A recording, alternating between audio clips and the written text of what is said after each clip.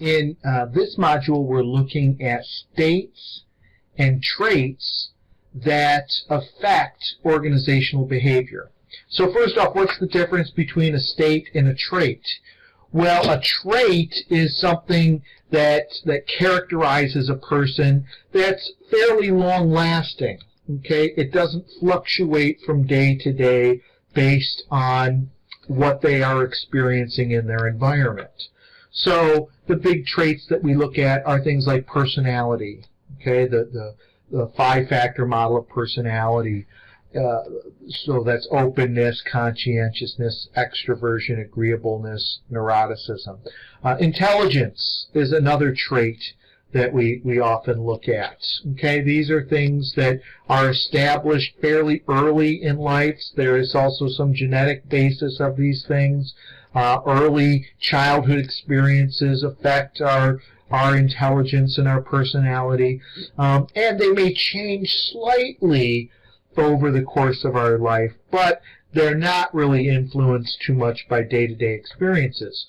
Whereas states are more influenced by day-to-day experiences and may change more. And so job satisfaction is one of those things that's kind of in the middle of those two things. It's hard to say. It's not really a trait, although the degree to which you are neurotic and a person who's worried or chronically unhappy can affect your satisfaction with your job. Okay, so, but that's only influencing your attitude towards your job. And your attitude towards your job can be influenced by your day-to-day experiences, but as you come to take in the aspects of your job, it tends to become a little bit more stable, and it doesn't fluctuate from day to day very much. So it's somewhere in between a state and a trait, but it's certainly important for organizations, and a lot of people have thought it's important because they see its relationship to job performance. Okay, it's a long-standing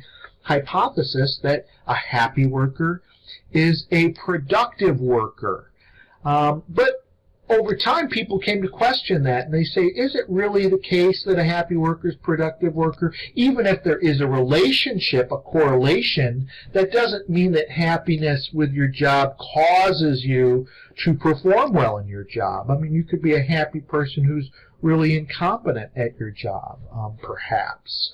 And some people have said, no, it's the other way around causally.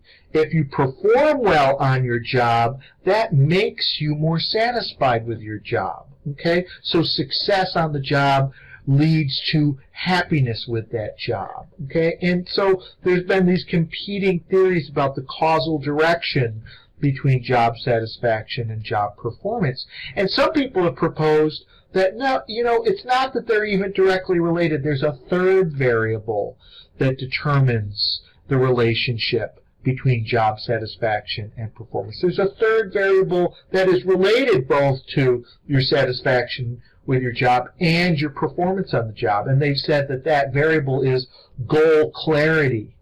That job satisfaction and job performance are related because they're both related to goal clarity. If you have clear goals, you have a clear set of expectations, and when your expectations are met, that makes you satisfied with your job. And if you have clear goals, then you are more likely to persist through difficult times and keep up your effort in order to reach those goals. And so goal clarity affects your job performance also. And I kind of like that answer, at least in parts, okay? Because as managers, sometimes it's hard to figure out, again, how to manage people. And again, one of my mantras of this class is don't manage people, manage situations. And one way to do that is to manage goals, to make sure that your goals are clear. And hopefully you understand the acronym of SMART goals. Okay?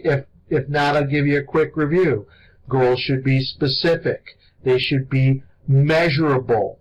They should be action-oriented. Okay, they should speak to behaviors. They should be relatively challenging, and they should be time-based. Okay, now you may have heard of different formulations of SMART goals, but that's my formulation based on the research evidence of goal setting, and I think you'll find it consistent with what we know about goal setting when we get to the chapter on motivation. Have a good one. I'll talk to you later. Bye now.